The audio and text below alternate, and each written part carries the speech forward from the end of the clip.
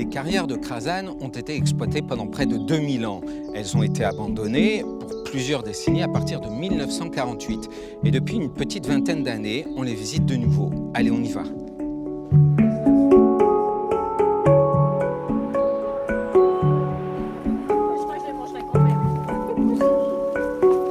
Toute la gorge devant nous et tout l'espace autour de nous, il a fallu enlever les blocs à la main pour qu'on ait ce paysage aujourd'hui. Les carriers, ils avaient une phrase pour ça. Ils disaient que c'était un métier difficile, mais à la hauteur de la force humaine. La pierre de Krasan est une pierre de calcaire blanche. C'est la plus belle des différentes pierres de Charente. Elle a surtout cette particularité de résister aux embruns marins et à l'eau, grâce à une couche protectrice qu'on appelle le calcin et qui va rendre donc cette pierre imperméable à l'eau. Au plus fort de l'activité fin 19e, jusqu'à 300 carriers extrayaient ici des blocs. Ça, c'est les traces de la scie crocodile que vous avez vu dans le musée. Mais l'arrivée du béton dans les années 50 met fin à l'extraction de la pierre. Ce mélange de nature et d'histoire, je pense que c'est ça que j'adore aussi ici. Voir cette végétation luxuriante qui a repris ses droits à la fin de l'exploitation et voir comment histoire et biodiversité arrivent à se mêler au cours de ce parcours qui est vraiment assez singulier. Bonjour Stéphane. Bonjour Nicolas. Vous nous faites la visite? Allez, oui, on y va. Venez voir.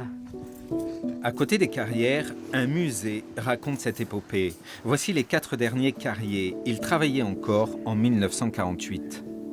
C'est des costauds qui taillent et ils brassent des blocs qui font entre 3,5 tonnes et 5 tonnes à longueur de journée. Donc c'est des costauds. Ils sont associés à une certaine richesse financière aussi, parce qu'un rapide calcul nous fait dire qu'ils gagnaient autant qu'un instituteur à cette même époque. Eux qui avaient quitté l'école à l'âge de 9 ans, qui ne savaient pas lire, écrire et compter. Le soleil va être leur ennemi, mais ils l'ignorent. Le soleil va leur brûler petit à petit la rétine. Il faut savoir que 95% des carriers mouraient aveugles. Et ça n'est pas le fait d'être aveugle qui les tuait. La réverbération du soleil sur la pierre blanche allait aussi leur brûler la peau et les poumons. Carrier de père en fils depuis 1724, Stéphane Majot est le dernier représentant de cette dynastie. Le musée et un livre leur rendent hommage. Les hommes, pendant 80 générations, vont creuser en profondeur, vont faire des trous, et chacun de ces trous, on les retrouve en positif quelque part dans le monde, dans une cathédrale, dans une chapelle, dans un fort, dans un phare. Cette pierre a voyagé outre-Atlantique. Elle a servi à construire la mairie de Los Angeles et la chambre de commerce de Washington.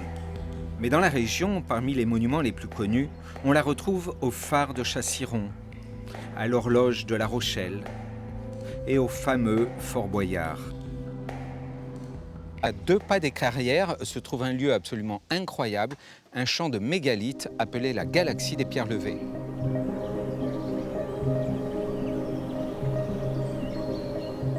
C'est un champ de mégalithes dédié aux cultures du monde. L'idée, c'était de commencer un chantier dont on soit sûr de ne pas voir la fin. Donc là, il y a 360 pierres, dont 76 sont sculptées. Donc il y en a encore 284 à faire. Donc à raison de 5 à 8 par an, il y en a pour une petite 50aine d'années, normalement. Donc je pense que j'en verrai pas le bout. Ça, c'est fait par un sculpteur laotien qui s'appelle Huynh Van Hoang, qui a fait ça en 2018 et qui est un hommage à son père qui était colporteur autour du Mékong, voilà.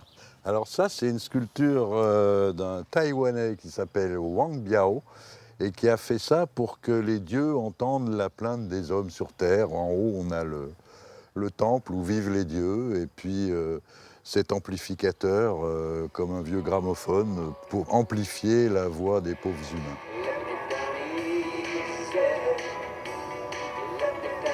Globalement, il s'agit de maintenir le souvenir, en tout cas, des cultures du monde qui ont tendance à s'unifier. Durant l'été, 5 artistes se relaient pour sculpter. Le premier à l'œuvre, l'Indien Debashish Behra. Sa mission est de mettre à l'honneur la culture de l'Afrique australe. Dans cette histoire, une femme de la tribu San emmène son enfant à la ville pour qu'il ait un meilleur futur. Cette sculpture évoque la tradition et l'idée d'un meilleur avenir.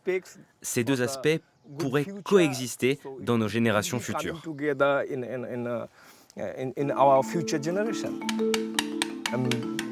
Je suis honoré d'être ici et de faire partie de la famille des Lapidial. C'est vraiment cool. Ils me donnent beaucoup d'amour. Les Lapidial, un site artistique à ciel ouvert. Depuis 20 ans, des artistes de tous les pays sculptent les parois de cette ancienne carrière pour donner forme à une œuvre commune.